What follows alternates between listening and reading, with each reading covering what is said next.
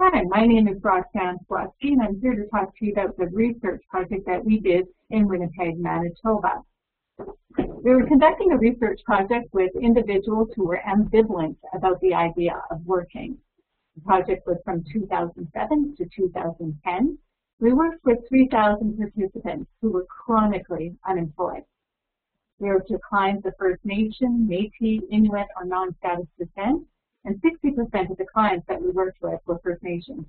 We worked with single parents, persons with disabilities, those diagnosed disabilities and undiagnosed disabilities, ex-offenders, newcomers to Canada, and you can't see that last point, but we also worked with youth 18 to 29. In our research project, our goal was to look at three things. Could the use of stages of change and motivational interviewing increase client participants in programming? So what we were seeing is clients who come into programming, start a program, and not complete that program. So let's just say a client came in for intake. We wanted to see a client come in for intake, start programming, say the following week, and stay in that programming. So we wanted to see a reduction in program dropout. We were also looking at, could we see an increase in first-time employment with chronically unemployed clients? And most importantly, could we not only see an increase in employment, we also wanted to see people maintaining employment. So here we go. Here's the results of our research study. We saw a 25% decrease in people dropping out from programming as compared to a control group, meaning the control group did not receive motivational interviewing, only the study group did. And our results of the study group was a 25% decrease in program dropout. We also saw a 34% increase in first-time employment as compared to the control group. And really exciting for us is we saw a 40% increase in people not only getting a job, but keeping the job. Really important. So let me talk to you about the stages of change and why it's important to understand the stages of change. In this model, the trans-theoretical model of change, they have the stages of change. And the first stage is pre-contemplation. And a client who's in pre-contemplation is not thinking about getting a job. Other people feel like this client needs to get a job, but this is not on your client's radar. If they are in pre-contemplation, they have no desire to work, they see no reason to work, like you do. So if you were to look at a client who perhaps, if I was to come up to you and you're a heavy coffee drinker and I said to you, you know, Joe, I'm really concerned about your coffee drinking and I think you need to stop. If you were in pre-contemplation in regards to coffee drinking, you'd say, Roxanne, get off my back. I have no problem with my coffee drinking. Everything's just fine. I don't have a problem with it. You do. And that is how clients who are in pre-contemplation are thinking. No problem on my end, big problem on your end. So let's look at clients who are in contemplation. These clients feel two ways about the idea of work.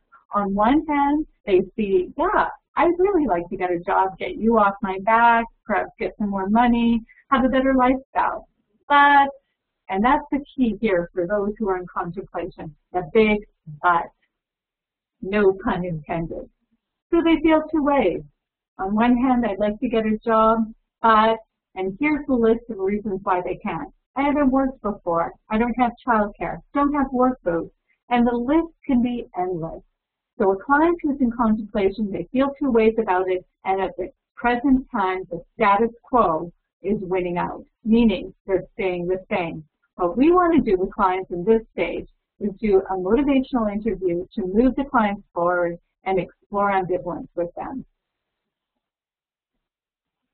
The next stage is preparation. And this is when a client no longer feels ambivalence like they did in the contemplation stage, or in pre-contemplation, not even thinking about making a change. These clients in preparation are wanting to make a change, they're ready to change, they just need to get a solid action plan. So they're preparing to change. They're working on their action plan, they're working on a resume, perhaps they're doing a job search training class. They're preparing to get the job. So let's give you some stats here. 10% of the clients you're working with are in pre-contemplation, where they're not wanting to work. You want to build rapport with these clients. 70% of the clients that you're working with, that's right, 70% of the clients you're working with are in contemplation, and they feel two ways about the idea of working. But there's hope. There may be 70% of the clients you're working with are in this stage, but you can use motivational interviewing to move those clients forward. Remember the results I gave you earlier. This is what we did with those clients. We used motivational interviewing to increase our numbers and our outcomes. Clients in the preparation stage, 20% are in this stage here, and they're preparing to make a change. If you don't have a solid action plan with these clients, expect that they're going to recycle and move back into contemplation. Really important to work hard on that action plan with your clients in the preparation stage, because the next stage is action, and this is a very vulnerable stage for clients. So they moved into this stage, they're no longer preparing to change, they are. They've got the job, but let me tell you, they're thinking about the old days. It's hard in this stage.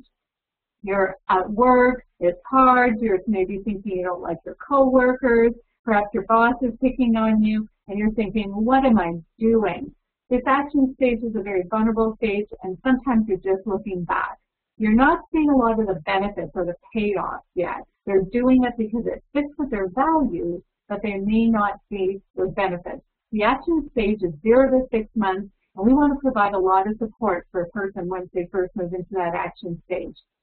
The next stage is maintenance, and this is when a person is maintaining the change. They've got a job, they're seeing the benefits and the payoff, they're not vulnerable like they were in that action stage, although they still are attending to the change, so they're still actively thinking, I have to make an effort here. It's part of their life, and they're definitely seeing the benefits. So if you've prepared your client well, they're going to move into this action stage and pass that vulnerable time, move into the maintenance phase, which is where we want people to be. And those are the results I shared with you earlier. So we saw 34% of clients get first-time employment, but the big number that we cared about is 48% of clients moved into this maintenance stage where they were maintaining the change. And finally, the last stage is termination. This is when a person is no longer attending to the change. It's part of their life. They see the benefits of working, there's payoff. You want to see your clients move into maintenance or termination. You want to get your clients through that vulnerable stage of action, support the clients into a good, solid action plan, and do that motivational interviewing to even tip the scale and in favor of moving from the status quo to the behavior change and into that termination or maintenance stage so that the change is part of their life. So that's the stages of change in a whole. Again, pre-contemplation, you want to build rapport. They're not thinking about making a change. You think they need to make a change. Contemplation, they're thinking about it, but I don't know, feeling two ways right now. And right now, the status quo outweighs making that change. Do a motivational interview with your client, move them forward, and see them move into this next stage, the preparation stage. Prepare them well. I can't emphasize that enough. Prepare your client well here, and you're going to see your client be able to move into this next stage, which is action. You're going to maintain that stage by moving into the maintenance and move out of this stage, perhaps or perhaps not. Maybe they'll always be maintaining the change, but it is part of their life. I hope you enjoyed this presentation. And if you're looking for further information about how you can move your clients from contemplation into preparation, you can contact me at empoweringchange.ca. Again, my name is Roxanne Sawatsky. Thanks again.